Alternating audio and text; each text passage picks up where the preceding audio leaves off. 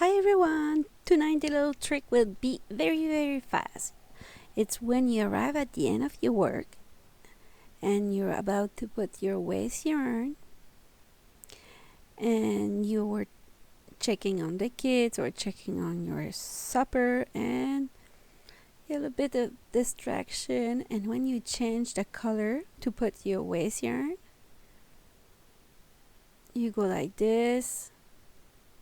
You think you're fine, but instead of pushing your red yarn the right place, you did not. So your waste yarn is like skipping a needle. See? That's happened. Maybe it could be one needle or two needle.